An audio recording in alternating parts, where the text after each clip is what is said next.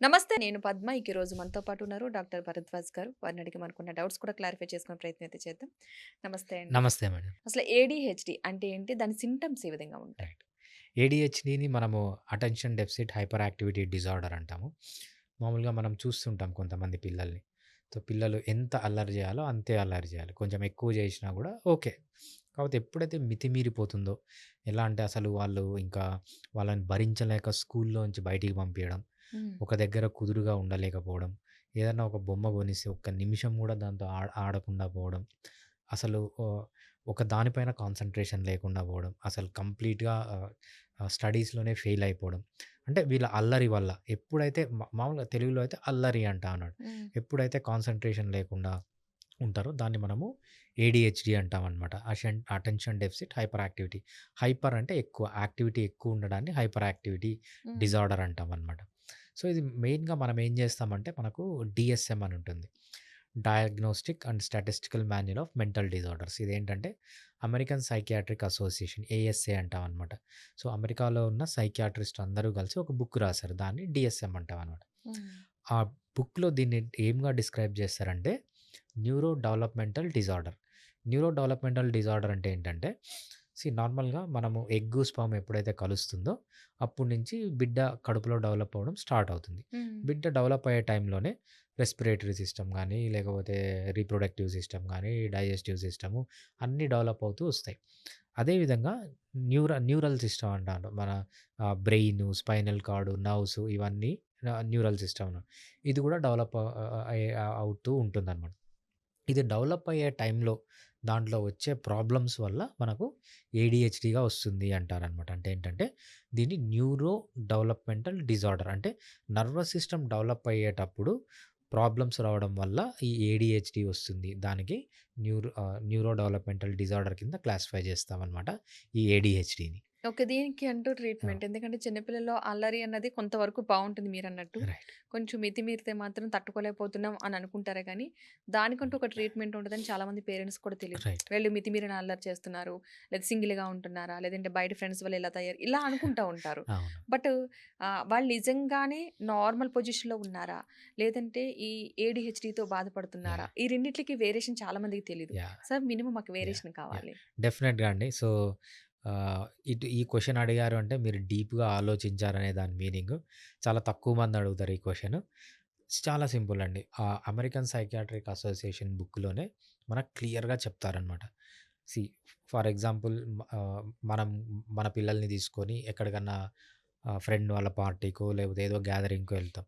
అక్కడ కూడా వేరే పిల్లలున్నారు. చాలామంది చెప్తారు, "మీ పిల్లవాడికి ఏడీహెచ్‌డీ ఉంది. డాక్టర్ దగ్గర చూపియండి" అంటారు. హ్మ్. లేకపోతే చాలామంది మనం గూడా కొంచెం జంపింగ్ ద గన్ అంటామనమాట. మనం గూడా వేరే పిల్లల్ని చూసి మీ పిల్లవాడికి ఏడీహెచ్‌డీ ఉంది డాక్టర్ దగ్గర చూపియండి సో, ఎప్పుడు అలా చెప్పకూడదు. హ్మ్. ఏడీహెచ్‌డీ అనే డయాగ్నోసిస్ చేయడం అనేదేంటంటే ఆ బుక్ ప్రకారమే జరగాలి.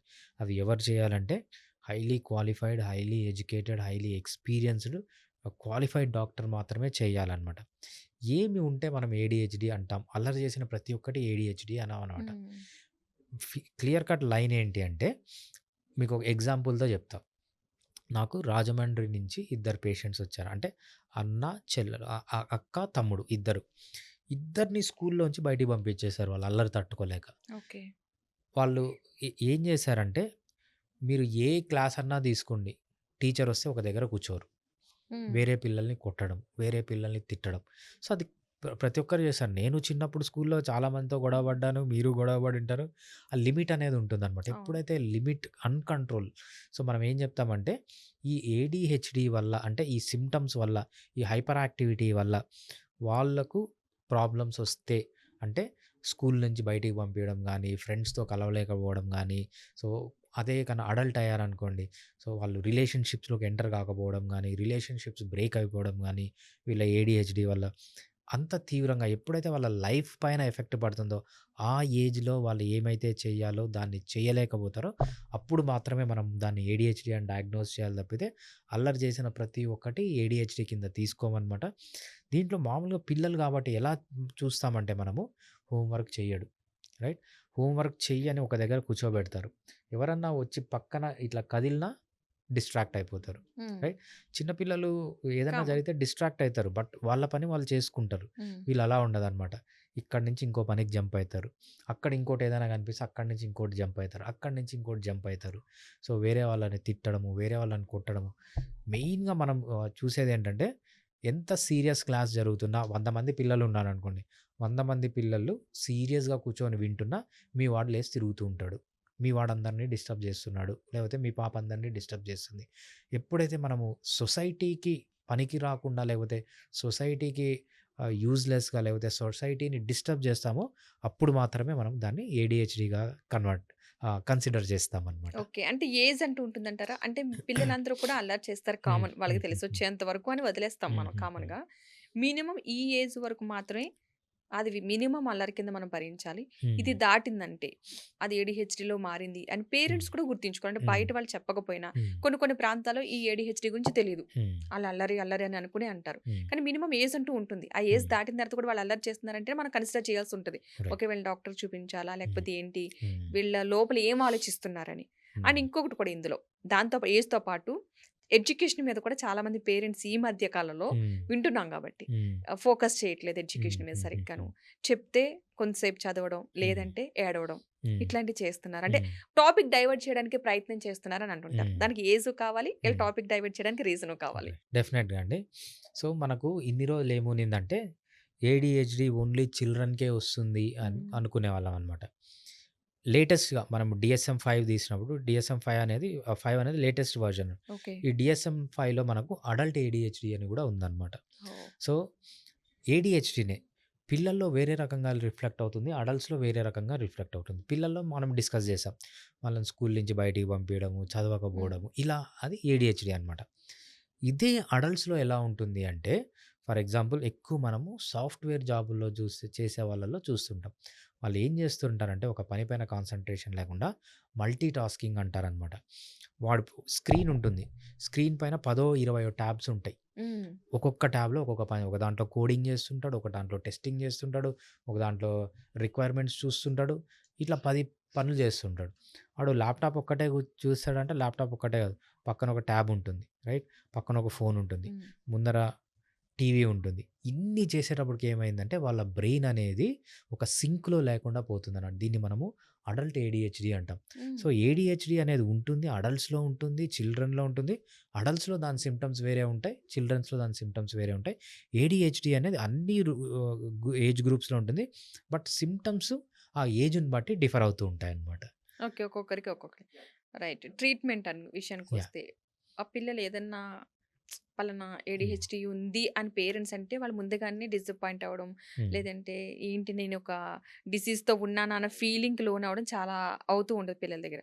పేరెంట్స్ పిల్లలకి ట్రీట్‌మెంట్ ఇవ్వడానికి హ్మ్. ఎస్పెషల్లీ వాళ్ళకి తెలియకుండా రైట్. ట్రీట్‌మెంట్ ఇవ్వడానికి అవకాశం ఉంటదంటారా? హ్మ్. ఎలాంటి ట్రీట్‌మెంట్ ఇవ్వాలి? పిల్లలకి పేరెంట్స్‌కి తెలియకుండా ట్రీట్‌మెంట్ ఇచ్చే ఛాన్సే లేదండి. ఎందుకంటే పిల్లలకి తెలియకుండా. యాహ్! పిల్లలకి తెలియకుండా ఇస్తాం. సో, అది. పిల్లలు 6 ఇయర్స్, 7 ఇయర్స్ వాళ్ళు, 8 ఇయర్స్ వాళ్ళొస్తారు. వాళ్ళకసలు ట్రీట్‌మెంట్ అంటే గూడా తెలియదు. అవును. సో, వాళ్ళేమనుకుంటారంటే హోమియోపతి మెడిసిన్స్ తియ్యగుంటాయి. సో, వీళ్ళే అడిగి యేసుకుంటూ ఉంటారనమాట. హ్మ్. సో, పిల్లలకి తెలియకుండా చేయడం అంటూ ఉండదు. బట్ హోమియోపతి ట్రీట్‌మెంట్ జేసినప్పుడు వాళ్ళు డెఫినెట్‌గా లైక్ జేస్తారనమాట. మీరు ఇంకో క్వెషన్ అడిగారు. సో, పేరెంట్స్ ఇలా బాధపడతారు. నా పిల్లవాడు ఇట్లాంటి వాడా అని. దాన్నేమంటామంటే మనం యాక్సెప్టెన్స్ అంటామనమాట. ఈ న్యూరో డెవలప్‌మెంటల్ డిజార్డర్స్‌లో ఏడీహెచ్‌డీ గాని, ఆటిజంలో గాని ఫస్టు ఆహ్, పిల్లలకొచ్చే ప్రాబ్లమ్ ఏంటంటే అసలు పేరెంట్స్ ఒప్పుకోకపోవడం. హ్మ్. పేరెంట్స్ ఒప్పుకొని డాక్టర్ దగ్గరికి తీసుకోపోవడం. ఎంత ఎర్లీగా తీసుకొనెళ్తే, ఎంత ఎర్లీగా హోమియోపతి ట్రీట్మెంట్ స్టార్ట్ చేస్తే వాళ్ళ ఔట్‌కమ్ అనేది అంత బాగా ఉంటుంది. సో, చాలామంది పేరెంట్స్‌కి నా బాబుకి ఆటిజం ఉంది, లేకపోతే నా బాబుకి ఏడీహెచ్‌డీ ఉంది, నా కూతురికి ఏడీహెచ్‌డీ ఉంది అని ఒప్పుకోవడానికే చాలా టైం పడుతుంది. అవును. ఈ టైంలో పుణ్యకాలం కాస్త గడిచిపోతుందనమాట. సో, మనకు టైం అనేది చాలా క్రూషియల్ ఇక్కడ. సో, అది ఫస్టు ఓపెన్‌గా ఉండాలి తల్లిదండ్రులు.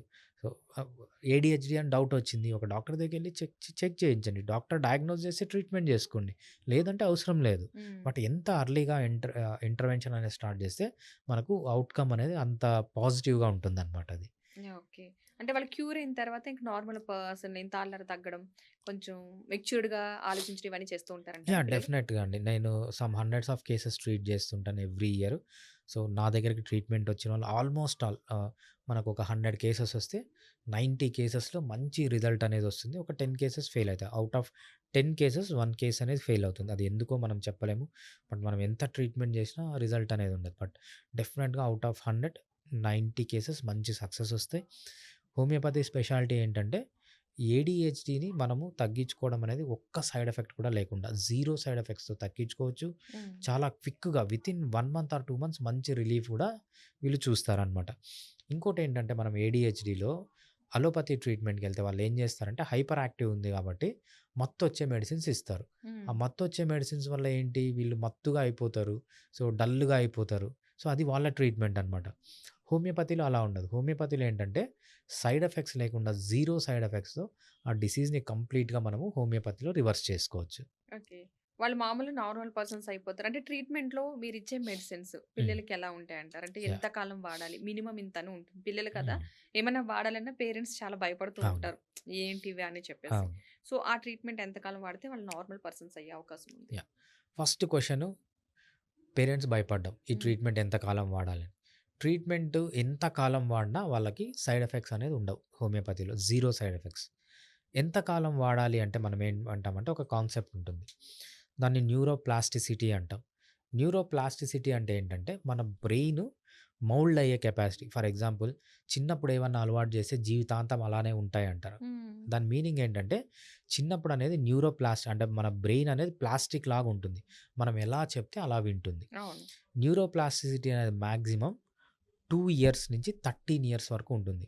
ఈ okay. 2 years to 13 years period అనేది మనము గోల్డెన్ పీరియడ్ అంటామనమాట. ఈ 2 ఇయర్స్ టు 13 ఇయర్స్ ఎంత ట్రీట్మెంట్ ఇచ్చి ఎంత ఆ సింప్టమ్స్ నుంచి బయటకి తీసుకురాగలిగితే అంత బెస్ట్. 13 ఇయర్స్ తర్వాత కూడా న్యూరోప్లాస్టిసిటీ ఉంటుంది. బట్ తగ్గిపోతుందనమాట. అంటే 13 ఇయర్స్ ముందున్నంత పిల్లలకి ఎఫెక్టివ్‌గా 13 ఇయర్స్ తర్వాత అంత ఎఫెక్టివ్‌గా ఉండదు. సో, మనకు ఈ 2 ఇయర్స్ టు 13 ఇయర్స్ అనేది గోల్డెన్ పీరియడ్ అని. ఈ 2 ఇయర్స్ టు 13 ఇయర్స్ లోపల ఎంత ట్రీట్మెంట్ తీసుకుంటే అంత మంచిది. ఓకే.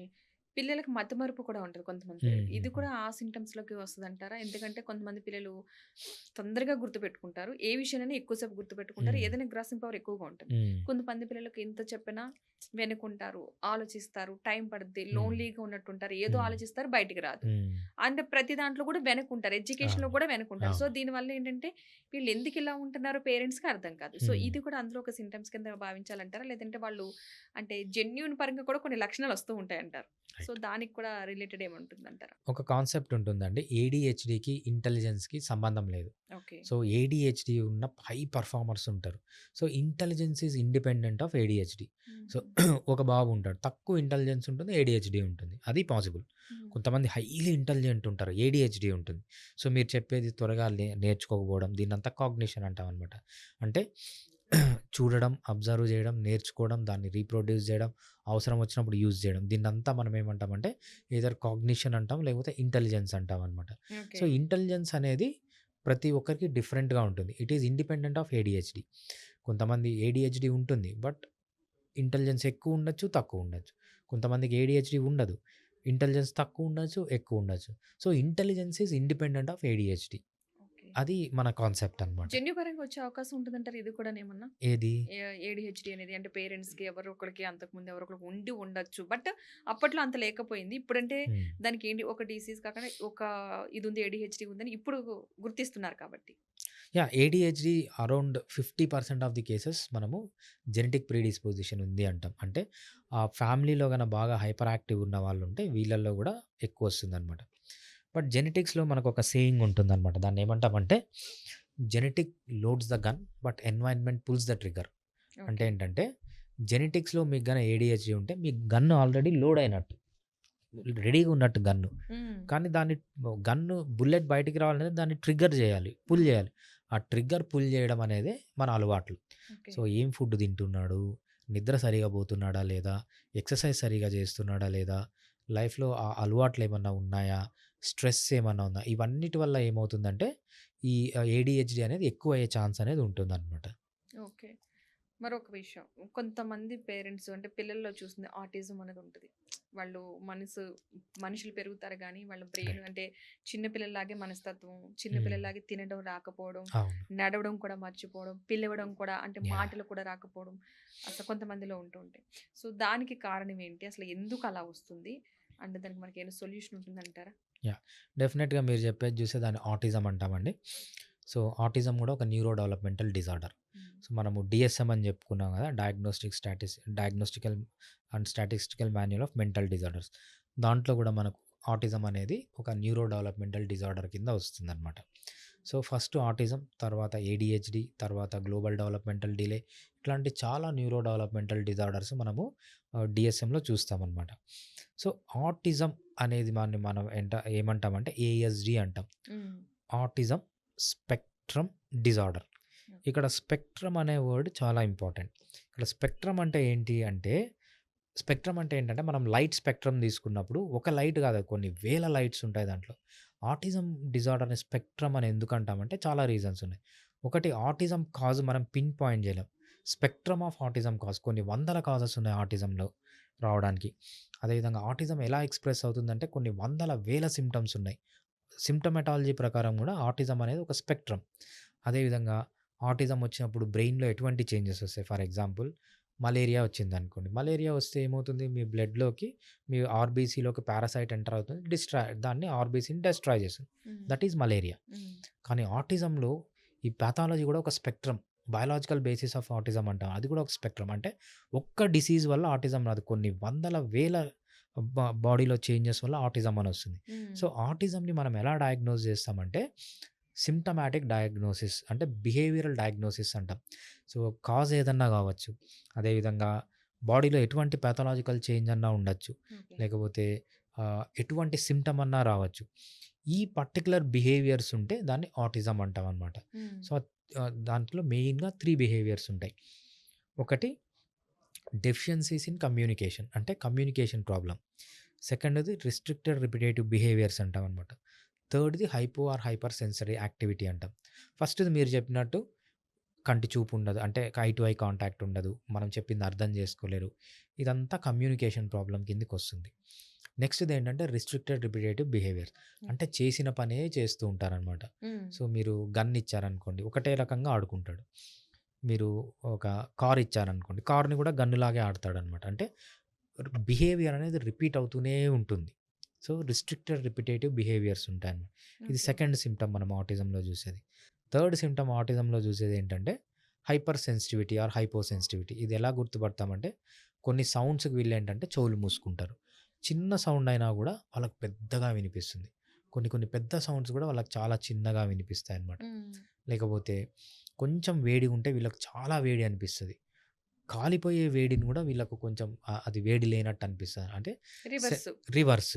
సెన్సరీ ప్రాబ్లమ్స్ కూడా ఉంటాయి. ఓకే. మనకు communication problems, restricted repetitive behaviours, sensory problems ఉంటే దాన్ని మనము ఆహ్, ఆటిజం కింద డయాగ్నోస్ చేస్తామనమాట. అంటే ఏజ్‌లో తెలుస్తుందంటారా? పిల్లలు పుట్టినప్పుడు కామన్‌గా ఒక 1 హ్మ్. ఇయర్ వరకు మనకి నార్మల్‌గానే కనిపిస్తారు. అంటే అప్పుడు ఏ ఏజ్ నుంచి పేరెంట్స్ గుర్తించాలంటారు ఈ అంశాన్ని? ఆటిజం అనేది మనం యాస్ ఎర్లీ యాస్ 9 మంత్స్ నుంచి ఇప్పుడున్న టెక్నాలజీలో గుర్తించొచ్చనమాట. హ్మ్. 9 మంత్స్ నుంచి ఫస్ట్ వీళ్ళకు అండర్‌స్టాండ్ అయ్యేదేంటంటే, సీ 9 ఏళ్ల పిల్లోడిని, నార్మల్ పిల్లోడిని మీరు పక్కన కూర్చోబెట్టి మాట్లాడితే వాడు సౌండ్ చేస్తే వాడు మీ పక్క తిరిగి నవ్వుతాడు. లేదంటే ఐ టు ఐ కాంటాక్ట్ ఇస్తాడు. అవును. ఫస్ట్ మనం గమనించేదేంటంటే 9 ఇయర్స్ 9 మంత్స్ ఆ టైంలో పిల్లల వాళ్ళు మనం మాట్లాడితే వాళ్ళు రెస్పాండ్ కారు. Hmm. Eye to eye contact ఉండదనమాట. These are the first science.